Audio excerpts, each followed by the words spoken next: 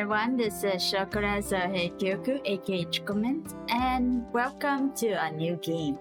This game is called Pearlglow Cafe with Crumb Kisses, and you may have noticed the color on the menu screen is really matching my color, so I guess I'm fitting right in.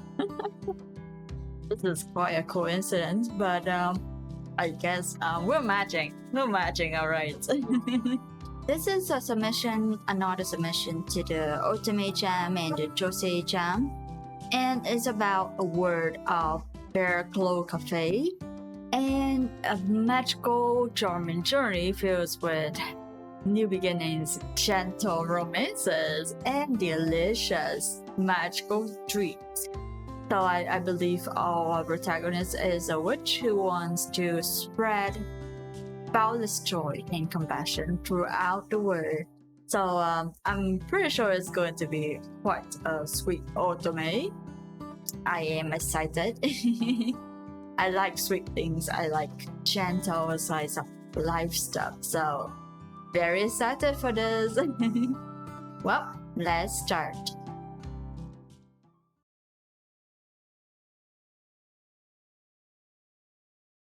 To my dearest daughter, as you begin your new journey, let me tell you about all the love you will find in this world and the magic it will bring. Always remember magic happens silently, born from moments both nameless and forgettable. True magic is delicate, ephemeral. It spreads only when it thinks no one is looking. Nestle safely in the smaller spaces of a quiet life. Always think deeply about those modest choices that shape a life, piece by piece. And examine closely those miserable moments that exist so small. Just one breath, one tiny beat of your heart, and they're gone. But above all, never hesitate to embrace those loves that bloom boundlessly, even when they grow beyond definition. It's there one discovers the seeds of magic that have flourished, strongest of all. Are you ready? Then, believe me when I say this, the magic of your story begins with a single choice. What will I serve today? With all my heart. Mom. Okay. Day 1. Some say Pearlglow was founded with a giant mermaid gifted the first settlers an even gianter clamshell.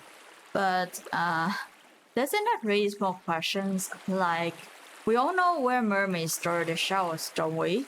So then, logically, that means somewhere out there is a giant mermaid flaunting her even gianter tip. What? What? Oh my. Spoken on the tour through Pearlglow's historic district. Currently unemployed tour guide. Oh my. The sun-bleached town of Pearlglow isn't awake. Not yet, anyway. The morning sun has only just crested the horizon. Fainting streaks of soft yellowing creep through the sky. Second by second, the colors spread, blending steadily with their emerging pale blue. I, however, was completely unable to sleep. The primary reason stands stiff and stalwart before me in the form of a locked oak door to a small cafe I can finally say I'm the proud owner of. I slipped the key into the lock, but no manner of twisting or jiggling convinces the rusty tumbler bends to you. Come on, you shiny, well-oiled, very hard-working little lock. You know you want to open. The last word leaves my lips, and ka-tick, the lock yields and the door opens. Yes, finally. I give the wooden frame a consoling pat. Of course, thank you for such diligent service. I appreciate you keeping everything safe until I could get here. With you standing in the way, narrative or illicit scoundrel would dare intrude, I think. When in doubt, squid talk the inanimate objects around you. Okay. Especially the ones with belligerent personalities. They want to feel appreciated just like we do for all the efforts. What I don't tell the dirt is I will definitely be creasing its lock and hinges, but there's time to fix that later. Right now, my excitement propels me forward like a kite tumbling through guts. I all but trip over my feet, stepping through the door.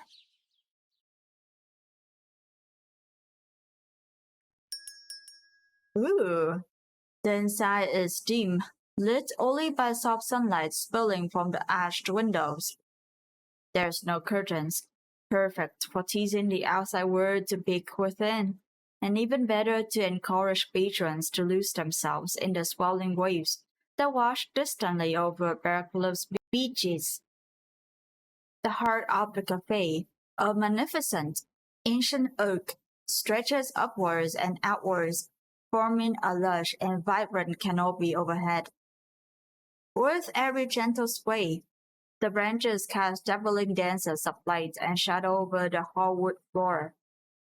I mean, it looks great to have a tree inside, but is it kind of do the cafe have a roof or does it like cover everything? Because having a roof over a tree is not a good option. It for me, I think. After all, it's like it covers everything, and it's kind of make makes things hard to breathe at night. Maybe I mean the trees kind of like drain oxygen at night and then give out some not really good stuff at night. So maybe the tree is magical and we don't have to worry about that. I'm not sure. Remnant specks of dust glimmer among the foliage, left behind by extraordinary days, long forgotten and longer past. But still, they happened. Now they've done their best to grow small and create space for what the present brings. The sight of it all faced my bristly nerves into a strange, serene peace. Tears prickle at my eyes. Oh goodness, I've never seen anything so beautiful. It's even more enchanting than the former owner described. So much charm and love emanating from every corner. I take a deep breath.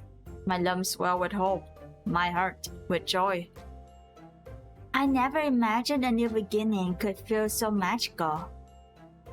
I flick on the lights and ignore the one in the furthest corner that flickers a few seconds longer than the others. There will be time to fix that later too. Because right now, in this moment, there is only one thing that needs doing. It's time to open. And I can't wait to get started.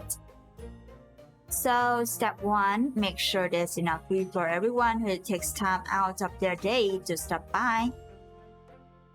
Okay, that there is like, I think it's a typo. I approach the pastry case counter and drop a hefty cookbook onto it. Rook's Family Cookbook, a grimoire of delicious recipes, enchantment, and all these culinary magic only unlockable with whisk and wine. Okay. Reserved by all magic, the letter binding is still a pristine robin egg blue, though inside there's hundreds, maybe even thousands of recipes inside created in just as many years. Unfortunately, seeing so many lives come and go, with each which imbuing different parts of the results, and the magic within these pages. This cookbook has developed a rather troubled personality. It outright refuses to show its full catalog to anyone, only revealing the recipes it thinks the user needs. Even the most saturating of sweet talk can't win it over. But maybe today of all days, it really knows best. The book shows a teasing, paper soft snicker that tickles against my fingers. Ah, new beginnings, new store, new town, new faces, new recipes. Is that it? Another fluttery snicker brushes my fingertips. I suppose that's a convincing enough argument. Well, I guess that leaves just one question. What will I serve today? The letter cover crackles as I pry the book open, revealing only two potential recipes for today's daily special. Okay. Oh. So we have grapefruit curd tart served with lemonade, or a coconut cupcake served with coconut tea. Oh, it looks so good though. Wow. Let me check the recipe. Let's see. Grapefruit curd tarts by Grandmother Raspberry, 1789. Allow me to introduce the most delightful tart I've ever crafted. A confection that exquisitely marries the zingy sweetness of a soft grapefruit curd with the crispness of a poppy seed crust. Okay, ingredients: grapefruits, poppy seeds, eggs, sugar, salt, pie crust. See my other recipe. Wow, this promotion though. Magical effect. Perfect for endless energy. Only one nibble is needed and then no task will be left unfinished. Be warned, eat too many and your body will be unable to keep up. Okay. Perfect pairing. Frozen mint lemonade. The searchers will double the tart's impact and longevity, while the mint will provide a soothing effect for the soul. Okay. And next is Coconut Macadamia Cupcakes by Bribri, 1813. Elevate this classic vanilla cupcake with a twirl of sweetened meringue buttercream, a salty macadamia custard, and crown it all with a fudgy coconut ball and a halo of toasted coconut flakes. Undoubtedly delicious. Okay, undoubtedly delicious. Magical effect. The hardiness of the macadamia nut and coconut will imbue anyone who eats this with a headstrong courage to tackle those problems they rather avoid. Ingredients: coconuts, macadamia nuts, butter, lots, vanilla, condensed milk, sugar, vanilla cake. See Lewis recipe. Who's Lewis? Okay. Perfect pairing, coconut and almond bark tea. Because one can never have too much courage. And additional coconut. The additional coconut and almond flavors will amplify all cupcake effects. Best served, hot, salt, passion, sour. Okay, interesting. We have two recipes here. I will go ahead and save this and then choose. For me, I like the coconut cupcake. I guess I like sweet things better. So, coconut. Ooh, macadamia and coconut cupcakes. The macadamia buttercream sounds so fluffy and delicious.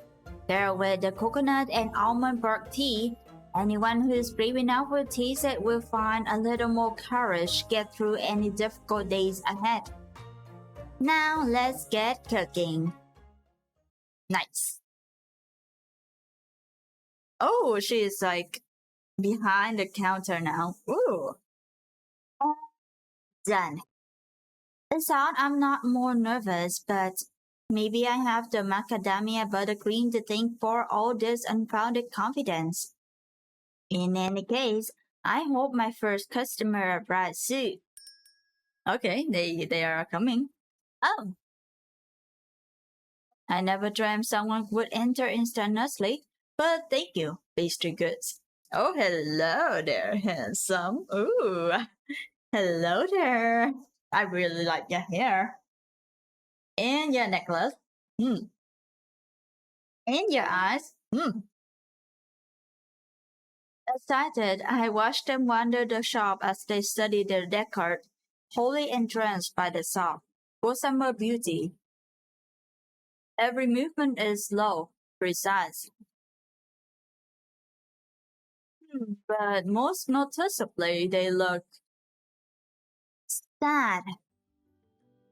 Finally, they approached the counter, silver strands of hair brushing against their cheeks as they leaned forward to inspect the pastry cakes. In their presence, the very air stirs, even my own breathing slows. Every facet of the leaf frame is ethereal and delicate like a soft fog, blowing through the bay on the tails of a cold front. When finally is wafted through every nook and cranny, condensed onto every house window, there's nothing but silence, stillness, peace. As I meet their eyes, bellowing in the stars, a shiver scuttles down my spine. It draws me back to the present. Right, first customer. A good impression is crucial. Idle admiration can wait. Yes, yes, I mean, that's true, but I, well, I can't blame you. The customer is very pretty. Hello, welcome to Pearlglow Cafe. Uh, huh. Did my first customer just run away? Oh, oh no. I must have intimidated him. Was my voice too forceful? Maybe I came off too demanding? Curse these cupcakes and all this unacceptable confidence that blessed me with. I guess now I know their work. But should I chase after that person? That's a good question. Yeah, let's make the sale. Let's chase after them. Why not? Right. There's no time to delay. He can't have gone far, so I won't be going long. I'll just give them a free sample and apologize. I box up a dessert and dart from the store in dogged pursuit.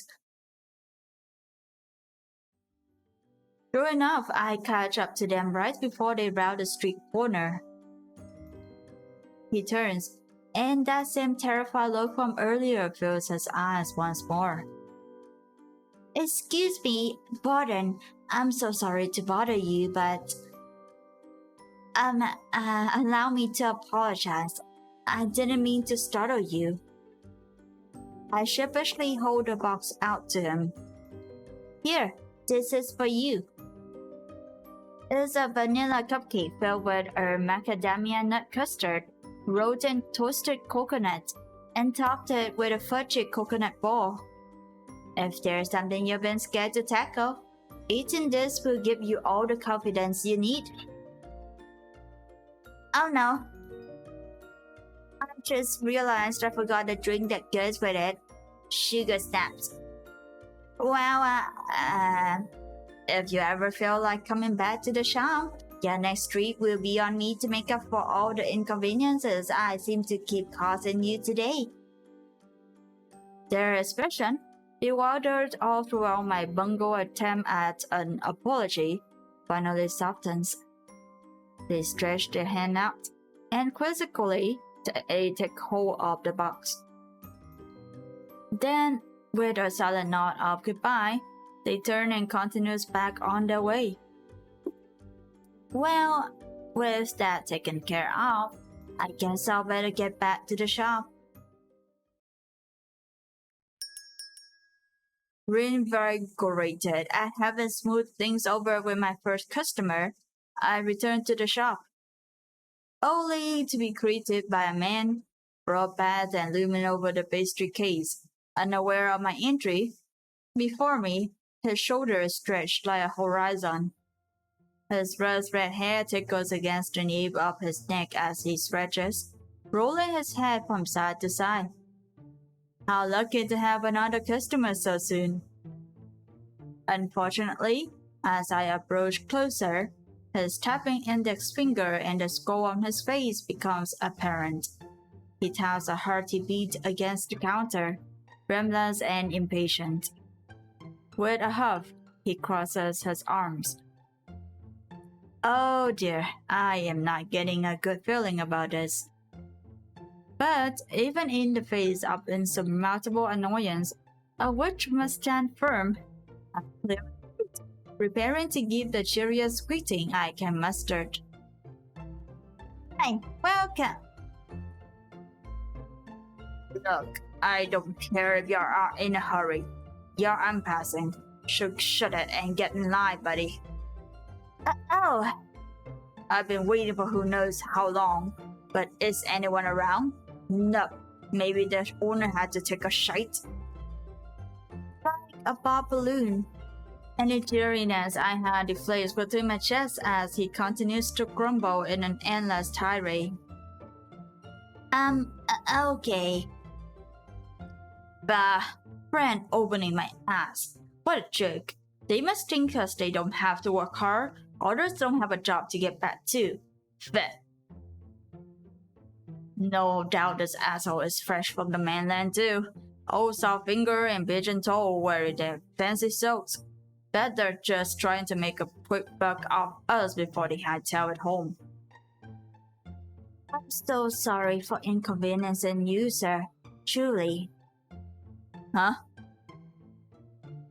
He turns, noticing me for the first time. Hey. Hello. Welcome to Pearlglow Cafe. Thanks. So, you from around here? No, I'm the asshole fresh from the mainland. Wait, you're the owner of this cafe? Yes. Seriously? Yes. Oh dear. Oh my. Oh no. The first impression is concerning. Right. And then for the second time in one day, my customer leaves without a word of explanation. He rushes past me, almost tearing the door from its hinges in his hurry to get as far away from me as possible. Okay, I try to keep the differences between voicing the protagonist and voicing the kind of their story with different voices, but I can't handle it anymore. I keep messing up. So everything is going to be the tone of the protagonist now. However, rather than darting down the street like my other customer, he merely stops on the other side of the door. Tempted as I am to chase after him, I retreat behind the pastry counter with a defeated sign, where I should have been all this time if I wanted to avoid irritating yet another of my potential customers. From there, I watch the tall man as he stands just on the other side of the door. Once more, he crosses his arms. A muffled tone echoes through the cafe as he rests his head against the glass, chin tilted toward the sky. No doubt trying to dispel the annoyance I've caused him, he shakes his head and sends his hair swaying. Then, before I can deliberate further, he squares his shoulders and re-enters. Welcome back to Pearlglow Cafe, sir. I'm so sorry for inconveniencing you earlier.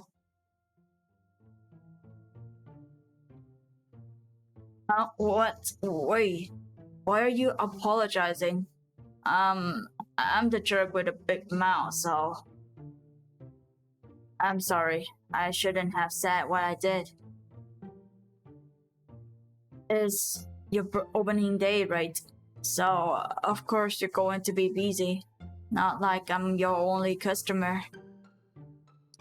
Well, I mean, as far as I can tell, I'm your only customer, but you know what?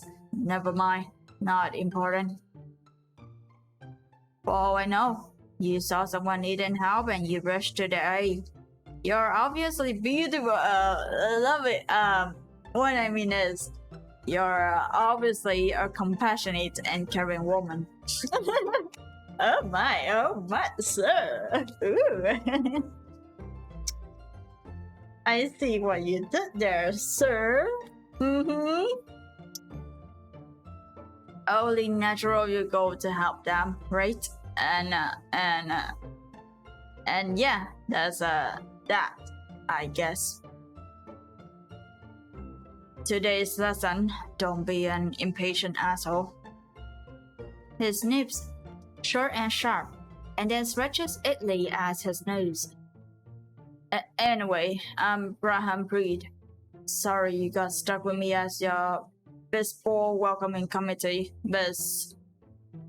Oh, Juniper Cruz. It's a pleasure to meet you, Mr. Reed. Oh my, Mr. Crumb, Mr. Creed.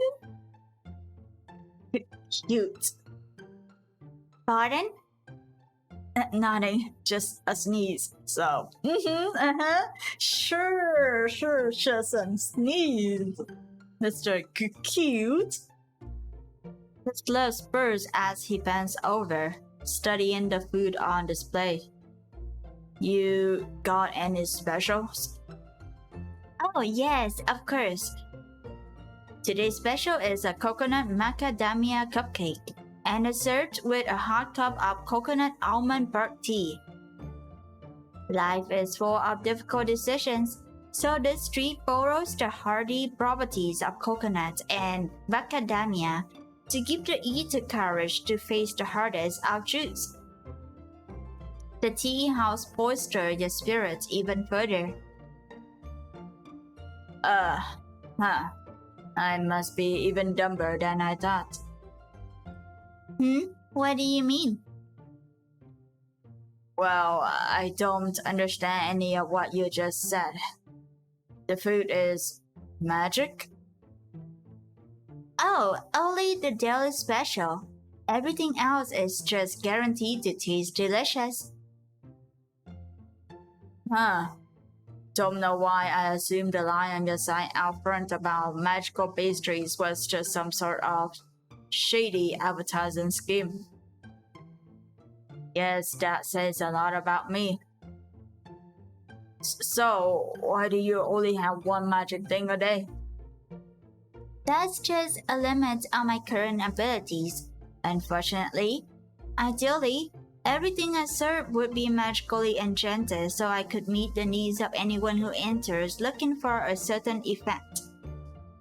But with my current skill set, it's easier to ensure the magical effect is evenly distributed when I work in small batch quantities. I wouldn't want anyone to accidentally perish because they ate an improper balanced banana muffin and wound up overstimulating their conscious mind by remembering everything they've ever forgotten in their entire life. You know?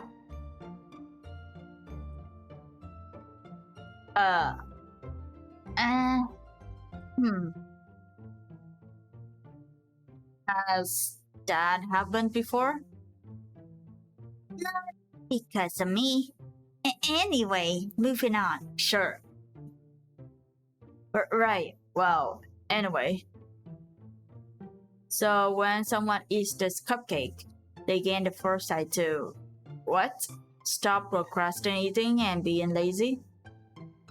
I guess that's one way of putting it. I take it you don't have any issues with that? No, I need to keep my hands busy. Too many troublesome tasks otherwise. Besides, time passes no matter how you spend it, so there's no good in being idle. Hearing you say that makes you think you might be the perfect person to try it. When I made it, I imagined it would really be more for helping someone find courage. Courage? What the hell would I need courage for?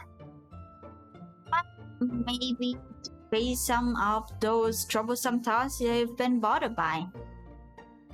He crumbles, or was that a pleasantly croaked noise a laugh? Guess I'll take one. How much? How about 3? Especially after our earlier mishap. Well, I think we've established that was more my doing, and then when I turned and saw you for the first time, it was like my mind was instantly fried. I've never seen anyone like you before. You mean like she's just your type and your mind is fried? Wait, I don't mean that in a bad way, if that's how it came out. I just... Ooh. Sir! I've never seen anyone as beautiful as you before.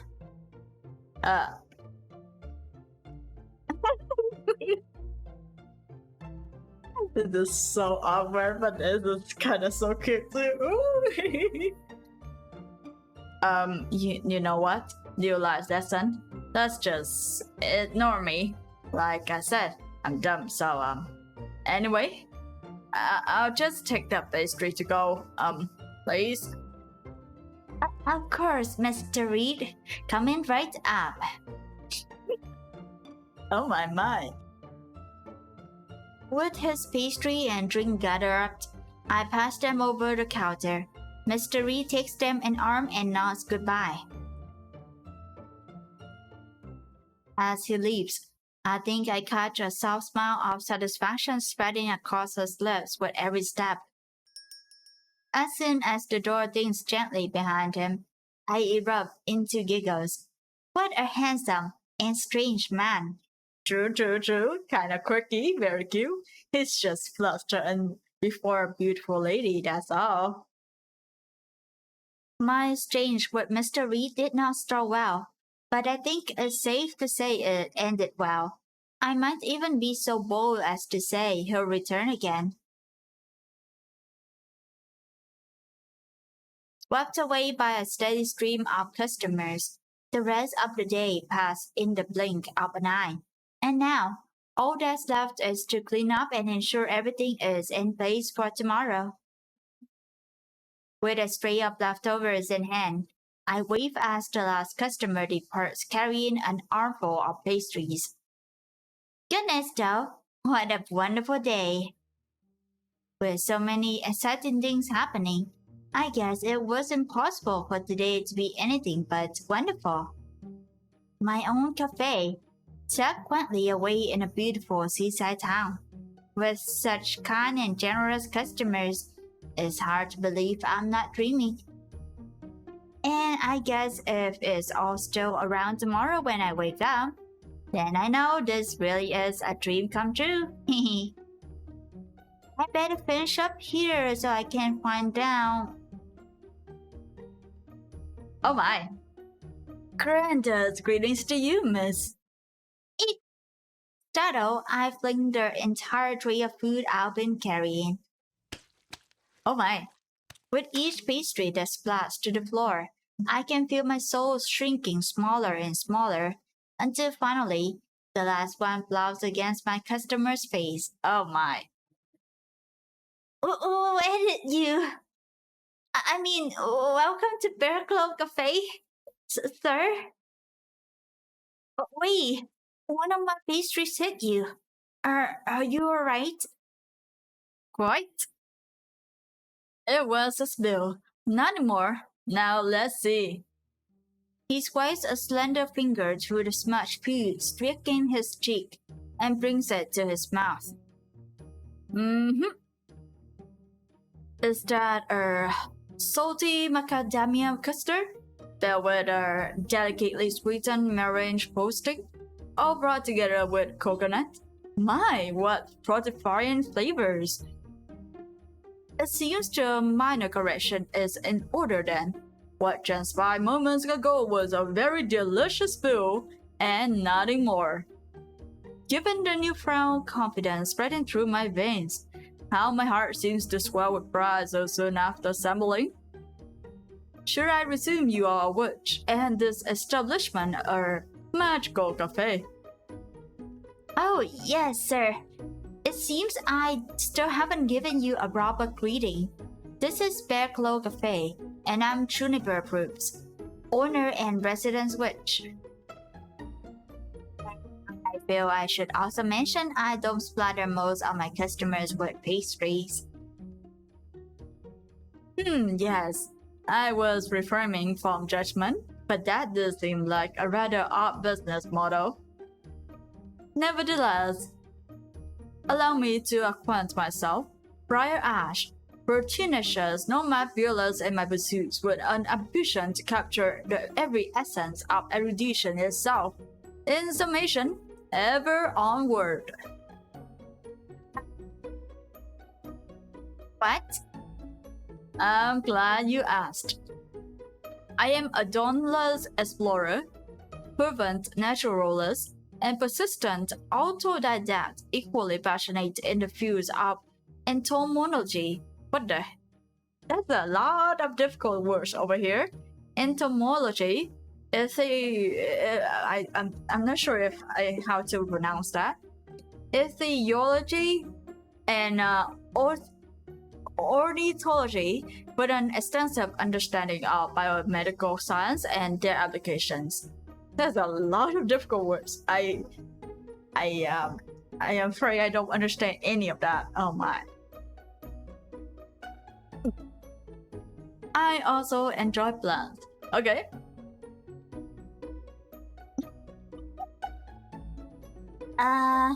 Me too. Yes, I like plants too. As you can see from a giant tree in the middle of the cafe. Oh, me too. Actually, the big tree right behind us is what ultimately convinced me to purchase this cafe. When the former owner described it to me, I knew instantly this would be the perfect location. I see. Thank you for sharing that knowledge with me. It is indeed a fascinating and stunningly unique feature. I would say it was a choice well made. I've never seen anything quite like it. Actually, since you say you are interested in botany, you may be interested in what I have to say. Did you know here, on this very island of Pearlglow Bay, a rare herb is rumored to grow known as the Mythica botanicus, colloquially known as whisper leaf. It possesses dainty pearlescent blossoms that glimmer like stardust underneath the moon, and serrated leaves that melt like wax between the fingers. Legends of old say it contains many properties: corporeal rejuvenation, boundless wisdom, invisibility in battle, and prophetic visions. Oh my, I've never heard of such a thing before. It must be very rare. So, you're visiting Pearlglow in search of that plant then? What did you call it? The mythical herbical? The Mythica botanicus. And no, not at all. My purpose in Pearlglow Bay is purely one of pleasure. I heard the beaches there were quite nice with a fine, white sand softer than any pillow. That's not to say I am not still diligent in my research. Of course, I have visited the forest every day I have been here. If whisper leaf exists at all, its reported properties are undoubtedly fictitious and exaggerated. It is well known the alchemist Guillaume Leclerc, deeply ashamed by his years-long course of an anti-inflammatory remedy for his gout, would often fabricate other, more exciting causes to rally cruel behind. All this is heavily detailed in his three-part 1783 manuscript, Voyage of I'm not sure if I pronounced that right, but I'll try my best. Voyage aux mers macris. Explorations der covers et les retours der Gerson des us. Animalities if you would like to learn more. Yeah, I'm pretty sure I butchered it because I spell it like when I speak English, so I definitely butchered it. I don't speak that language, by the way. Did I ramble too much?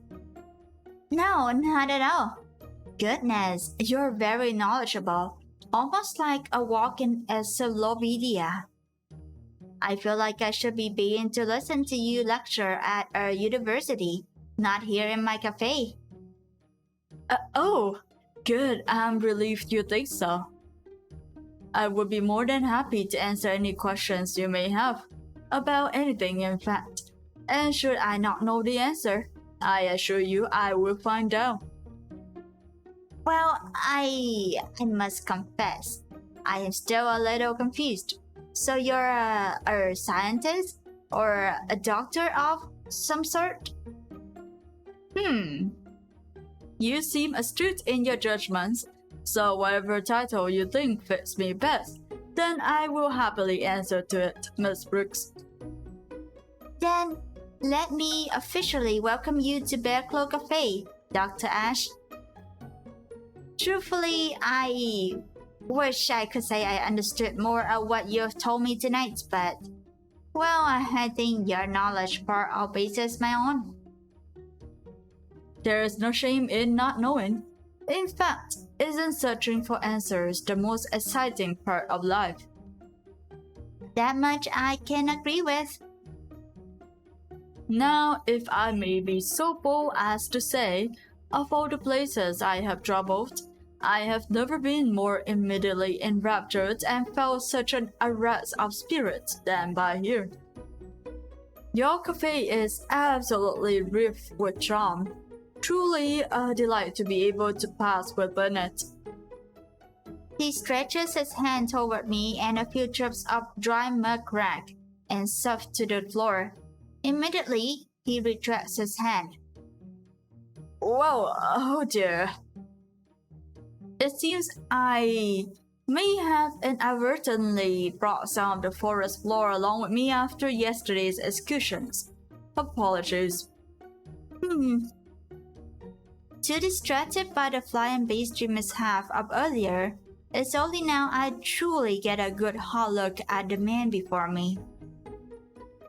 He is charming, inquisitive, intelligent, and certainly sharply dressed, but more than that, from head to toe, from boot to fingerless glove to hat, dirt clings to every inch of Dr. Ash. Every inch. For a moment, a small part of me wonders if he is secretly a mud golem, recently given birth by a swarm and twig.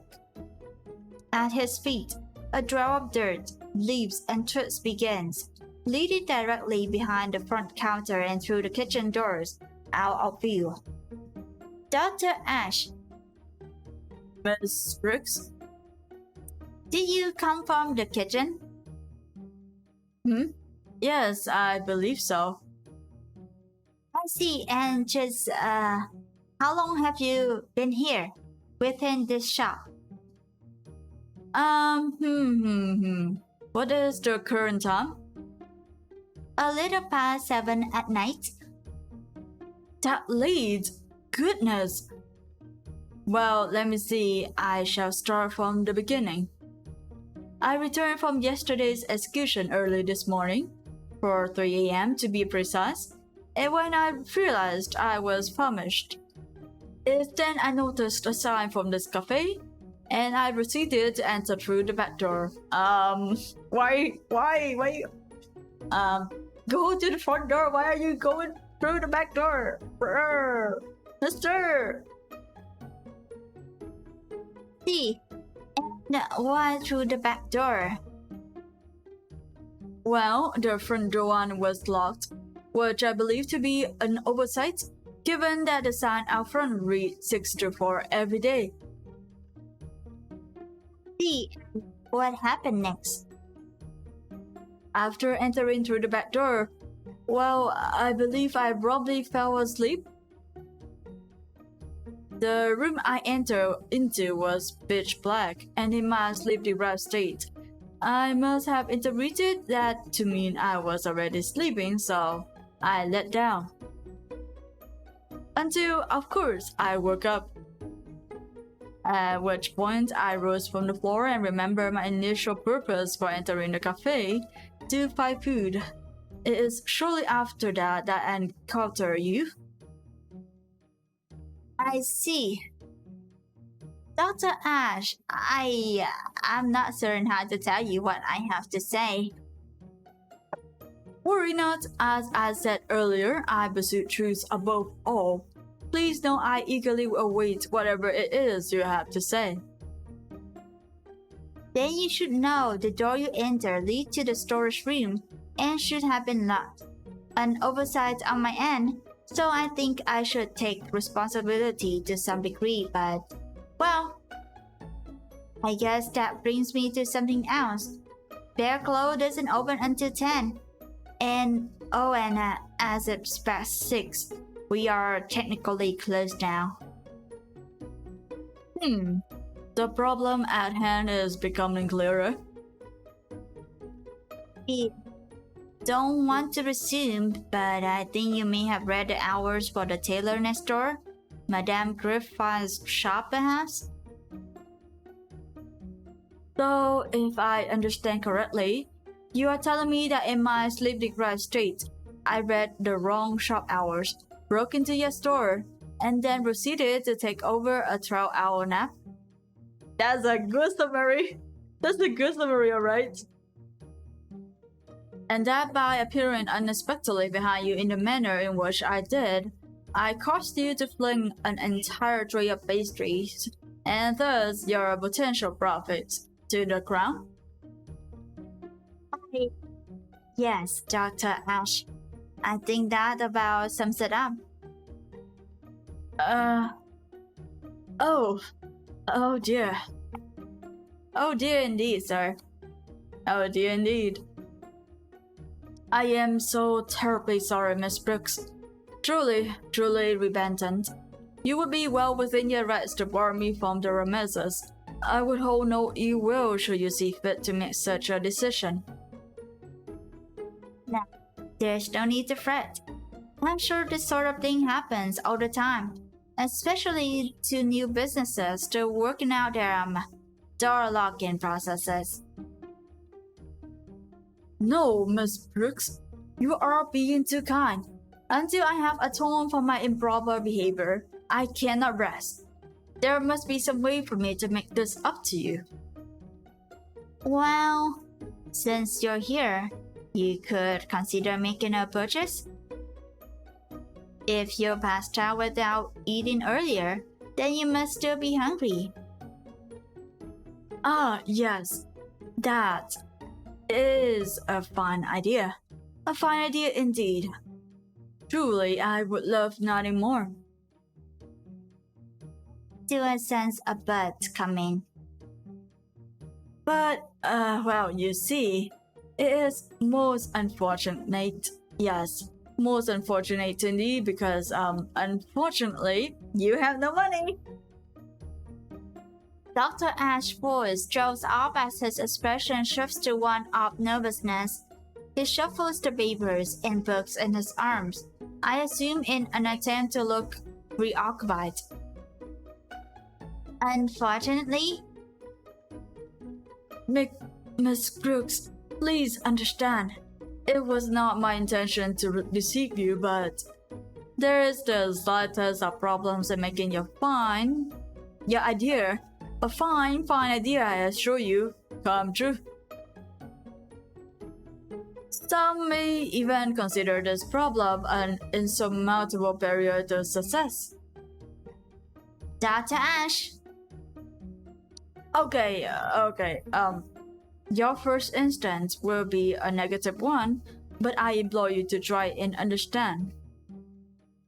Primarily, I live amongst lush foliage and dense bracken, surrounded by wilderness, dining only on that which I can forage, nuts, berries, the occasional small prey mammal. Dr. Ash. Well, you see, is a fine, nutritious diet, but also a free diet. Yeah, that also means you have no money. So, you have no money. So I have no money. And at that, I laughed, loud, long, and uncontrollably. Giggles tumbled from me even stronger as the doctor's expression shifts from one of worry to confusion. Even tears spring to my eyes.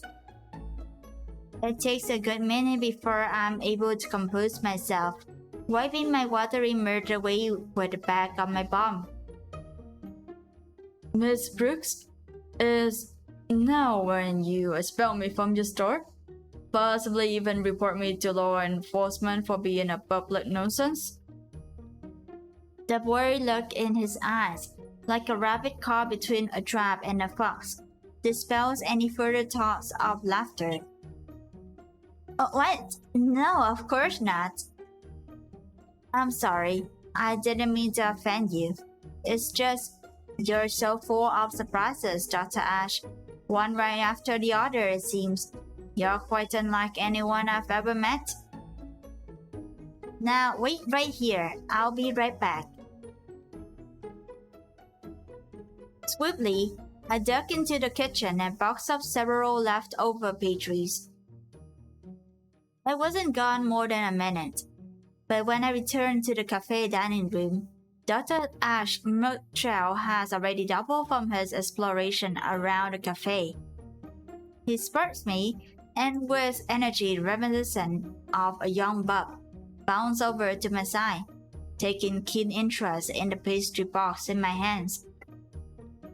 You return with cupcakes. They're leftovers from today. Ah, you are heading home for the night, and those fine delicacies are coming with you, I presume. No, these are for you. What kind of a cafe owner would I be if I let someone leave hungry? Gingerly, he takes the box in hand.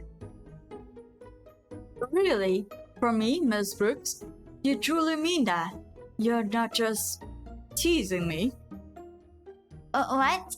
Have I given you the impression that I'm that kind of person? Although, I suppose I did laugh at you earlier when you confessed your financial plight.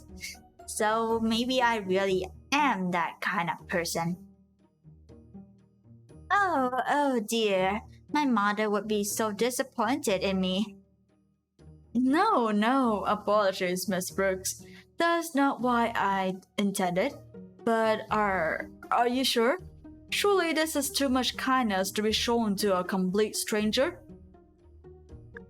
Well, you shared your knowledge with me earlier, so now it's my turn to share what I have with you.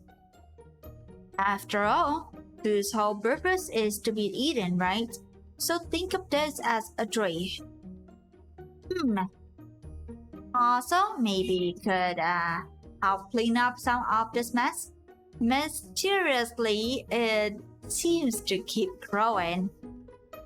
Sheepishly, he turns to survey the mud and spilled pastries before routing back on me with a resolute nod, his eyes set with more determination than ever before. First I clean, then I savor every bite. Nice. And so Pearlglow Cafe's first day came to a close. And that should be a good point to pause in our playthrough today. Oh, it was really good. Actually, a good day indeed. A good first day. So this usually is a bit longer than I usually record. And I tend to keep it around like 30 minutes or maybe 40, not like almost an hour or so. So because it's like I believe this is an introduction to all the main guys, so I try my best to keep it do introduce everyone. As I mentioned earlier, this is a kind of an introduction to our potential love interest, which is really nice, by the way. They're the beautiful men over here. So we have the first customer who is very beautiful, very pixie-like, like really beautiful. And then next we have a very macho and handsome man, but quite quirky because he got flustered before a beautiful girl. So he's very cute. The first impression is kind of awkward and kind of bad, but it turned out well. So and third we have a equally a different kind of quirky man who is very intelligent, but also quite related to the wild. So oh my. I guess he's truly a nomad and a traveler. Along with our protagonist Juniper, who is a kind young witch who wants to help others and also giving out freebies to a handsome man over here. Some part of that is my choice, but it's a cute opening so far, and I'm excited to see what will happen next. So, this going first for the wraps, I'm going to choose the beautiful silver hair man because I just like beautiful people. I mean, the others are very cute too, but beautiful man is just my weakness. There's something about it that I guess I love their mysteries. Anyway, thank you for watching. I'll see you on the next playthrough of Pearlglow Cafe Sweet Crumb Kisses. Bye bye.